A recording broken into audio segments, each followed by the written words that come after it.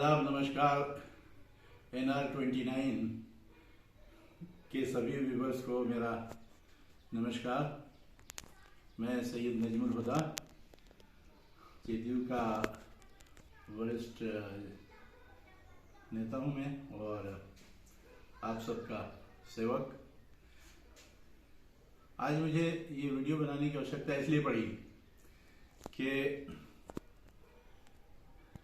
2024 नज़दीक आ रहा है, उसके बाद 2025 विधानसभा का इलेक्शन भी आ रहा है और 2024 के चुनाव पर देश की सारी दशा और दिशा निर्भर करती है। हमने पिछले 9 सालों में भाजपा सरकार को देखा और हमने ये महसूस किया, एक भारतवर्ष के नागरिक होने के नाते, कि त्राहिमाम की स्थिति बनी हुई है। कहीं कोई विकास का कार्य नहीं हो रहा है, कहीं किसी तरह की कोई ऐसी नीति कारगर साबित नहीं हो रही है कि जो देश की उन्नति में कुछ सहयोग कर सके। हमारी घरेलू नीति पूरी तरह से विफल है, विदेश नीति पूरी तरह से विफल है। हम लोग बड़े खुश थे कि 2014 में नई सोच के साथ एक नई सरकार, एनडीए की सरकार बनेगी, माननीय प्रधानमंत्री नरेंद्र मोदी के नेतृत्व में। लेकिन 2014 से लेके अब तक जितने भी वादे किए गए, सारे वादे खोखले साबित हुए।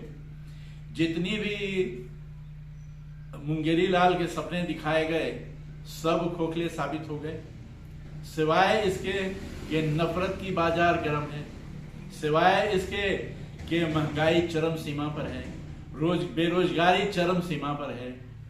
आज देश की जो स्थिति हो गई है कि पिछले 65 सालों में जितनी भी सरकारें बनी केंद्र में और जितने भी प्रधानमंत्री हुए, उन सब लोगों ने एक आंकड़े के मुताबिक, जो आंकड़ा आया है सामने, चौंकाने वाला है और हम सब के आंखों को खोलने वाला है।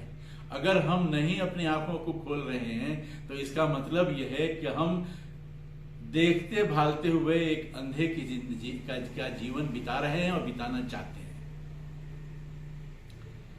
65 सालों में जितनी भी सरकारें आई, इन सारी सरकारों ने 55 लाख करोड़ रुपए का लोन लिया, विश्व बैंकों से या विश्व के देशों से।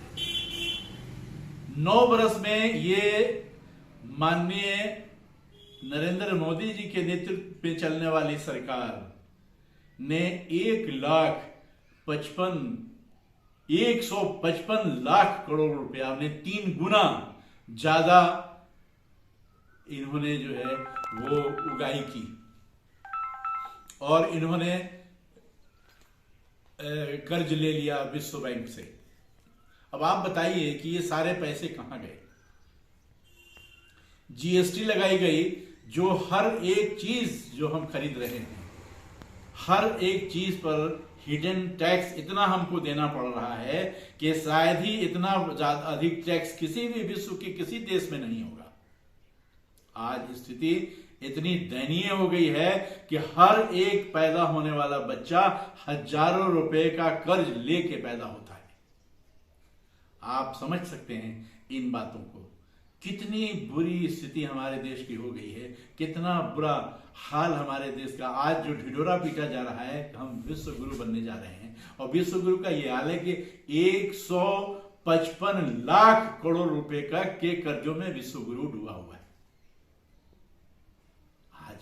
हम कह रहे हैं कि हमारी इकोनॉमी 5 ट्रिलियन डॉलर की तरफ जा रही है, तो 5 ट्रिलियन डॉलर कर्जा लेके, कितने शर्म की बात है। और हमारी आंखें नहीं खुल रही हैं, हम कितने बेशर्म हो गए हैं कि हम लोग इस पे सोचते नहीं, हम लोग देखते नहीं। हमारी सारी की सारी सरकार की नीतियां जो हैं वो जन विरोधी नीति है, और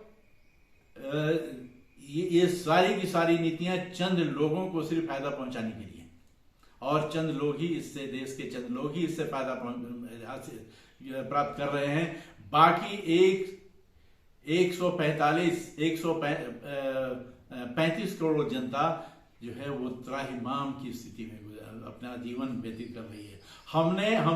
हमको ये बता दिया गया है कि तुम जिंदा हो, यही तुम्हारे लिए तुम्हारी बहुत बड़ी उन्नति है, यही तुम्हारे लिए तुम्हारी प्रगति है कि तुम जिंदा हो इस देश में। और माननीय प्रधानमंत्री नरेंद्र मोदी और उनकी पार्टी भाजपा के नेतृत्व वाली पार्टी के शासनकाल में तुम जिंदा हो, यही बहुत बड़ी उपलब्धि तुम्हारे लिए है। ये हमको समझा दिया गया है, ये हमको सिखा दिया गया है। इससे अधिक और तुमको कुछ नहीं चाहिए। क्या हमारी स्थिति ऐसी हो गई? हम लोग ऐसे हो गए? शिक्षा का हाल किस तरह से शिक्षा को बर्बाद किया जा रहा है, बर्बाद कर चरणबद्ध तरीके से शिक्षा को बर्बाद किया गया। स्वास्थ्य व्यवस्था वैसे ही तबाह कर दी गई। कल कारखानों का हाल है कि जितने कल आज तक एक भी नया कल कारखाना यहां पे नहीं खोला गया। ये सारे पैसे, ये जीएसटी के पैसे, ये सारे पैसे कहां जा रहे हैं? हमारे और आपके ये जानने का विषय है। हमें ये जानना है, हमको ये सोचना है, समझना है। हम टैक्स पेयर हैं, हम टैक्स जमा कर रहे हैं, टैक्स दे रहे हैं सरकार को। तो ये जो टैक्स है, ये हमारा टैक्स कहां जा रहा है? क्यों हमारी ये स्थिति हो रही है कि हमारे बच्चों के लिए आज हमारे देश के बच्चे कुपोषण का शिकार हो रहे हैं? भारत जो है वो 7वें 8वें नंबर पर आ गया है कुपोषण में, जैसा कि एक रिपोर्ट में मैंने देखा।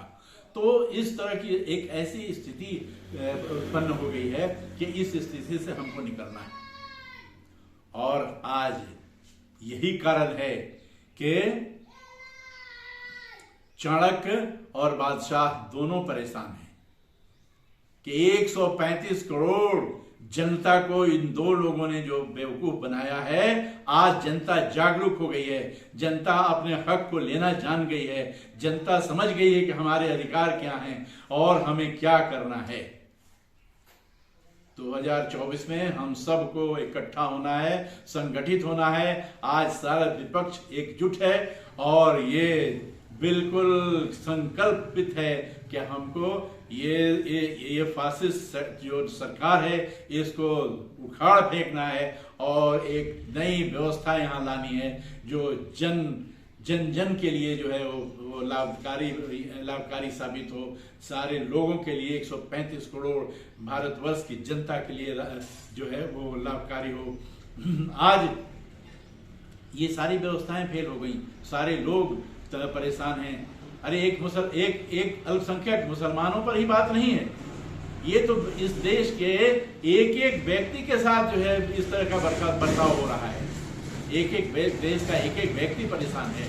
सिर्फ अल्पसंख्यक को तो मोहरा बनाया गया है और अल्पसंख्यक के साथ पिछड़े अति पिछड़ों के साथ जिस तरह का दोहरा मापदंड सरकार लेके चल रही है, बहुत ही चिंता का विषय है। हमको सोचना होगा, हमको संगठित होना होगा और हमको साथ मिल के चलना होगा। जब तक कि हम साथ मिल के नहीं चलेंगे, एकजुट नहीं करे होंगे, जब तक कि एक विपक्ष की एकजुटता को हम मजबूती नहीं देंगे, उस वक्त तक हम जो है इससे छुटकारा नहीं पा सकते हैं। ये फासिस्ट शक्तियां हमारे चारों तरफ इर्द गिर्द, हमारे चारों तरफ इन्होंने जो है एक जाल बुन दिया है, जिस जाल को काटना बहुत ही जरूरी है। 2024 में हमको एक मौका मिल रहा है, इस मौके को गंवाना नहीं है। हमको बहुत ही होशियारी के साथ काम करना है और आगे बढ़ना है और इस देश को मजबूत करना है। आज नफरत का बाजार गर्म है। आज हर तरफ अफरा तफरी का आलम है।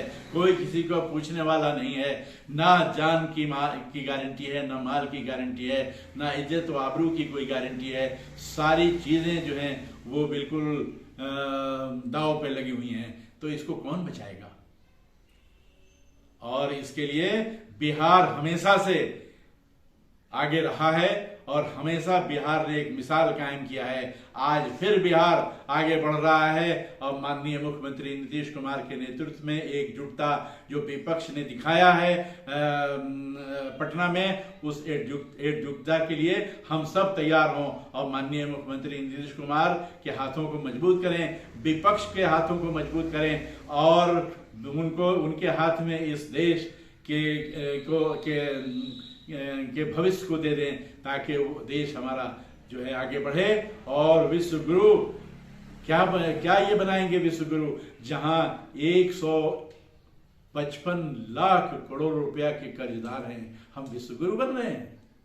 बहुत ही अफसोस की बात है। इसलिए हमें ये चाहिए कि हम एकदम तैयार हों, तन से, मन से, धन से, और इस सरकार को उखाड़ के फेंकना है और एकजुट होके सारे लोग एकजुट हो जाएं और एकजुट होके हम सब विपक्ष को और शक्ति दें। और विपक्ष को शक्ति क्या देंगे? हमें अपने को शक्ति देना है और हमें ये समझना है कि ये सरकार हमारे खिलाफ, हमारे बच्चों के खिलाफ, हमारे महिलाओं के खिलाफ, हमारे हर लोगों के खिलाफ जो ये सरकार काम कर रही है। सिर्फ चंद लोगों की सरकार है ये जो जिसको फायदा पहुंचा रही है, बाकी सारे की सारी लोग जो है परेशान हैं। इसलिए हमें जो है सोचना होगा, हमें देखना होगा, हमें समझना होगा इस बात को और जिस तरह से भी हो सके 2024 में हम एकजुट हों और इस सरकार को भारतवर्ष से उखाड़ के फेंक दें और इस भारतवर्ष का नेतृत्व एक ऐसे हाथों में दें कि जो ये साबित कर चुका है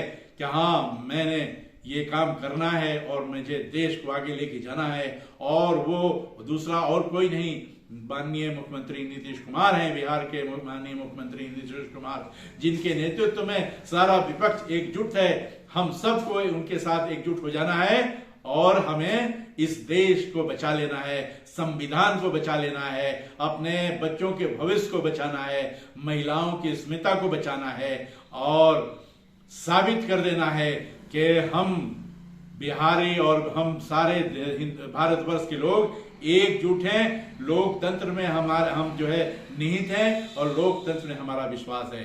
बहुत बहुत आपका धन्यवाद, आभार। जय हिंद, जय भारत, जय बिहार, जय नीतीश कुमार।